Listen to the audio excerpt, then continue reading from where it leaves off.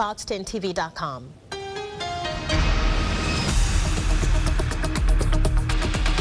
Two warning shots were then fired. One from a .22 caliber Magnum rifle possessed by William Hearn, and one fired from a .17 caliber rifle possessed by Dean Duncan, both in a direction away from the two individuals who they had just discovered. Baldwin County investigators have given their version of what happened on Gravine Island the night that Summer Moody was shot.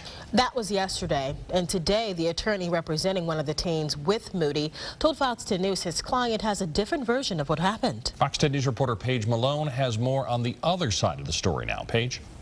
Well, Bob, DA Hallie Dixon and Sheriff Haas Matt gave a detailed description of what their investigation found, and they say the evidence is consistent with the statements of the three adults who confronted the teens. But Scott Bird's attorney says he and his client reached out to investigators, but were not given the chance to tell Bird's story. Officials say they left no stone unturned. What our evidence shows is that Miss Moody was hidden in a way that she literally could not have been seen, and that the shot that we believe struck her because the individuals involved fired away from the burglars. Clark Stankowski says his client, Scott Bird, has a different picture of what happened that night on Gravine Island. He wouldn't go into detail, but said the three adults gave an inaccurate account. It is a complete different set of circumstances and evidence as to what these three men are saying. Bird was one of the three teens with Summer Moody the night she was shot. Stankowski says that night his client declined to make a statement without his attorney and hasn't gotten a chance since. Very early on in the investigation, I called the Baldwin County Sheriff's deputy that was investigating the case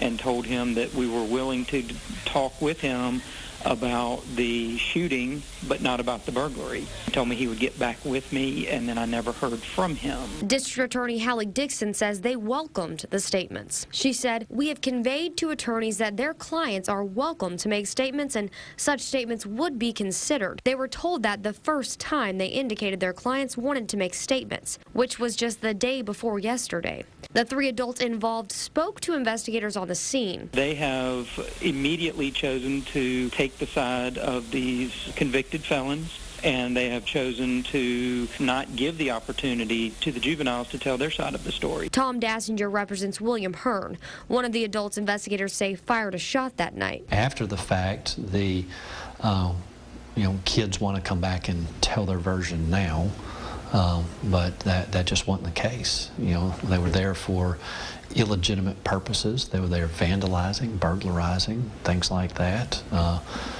They've got a lot more to hide. Bird, along with Daniel Parnell and Dylan Tyree, are charged as adults with first-degree burglary. Dixon says a grand jury will decide if they'll be charged with felony murder as well. Bird is on house arrest. He is distraught immensely over losing Summer, and he's distraught over the possibility of, going to trial and facing these very, very serious charges.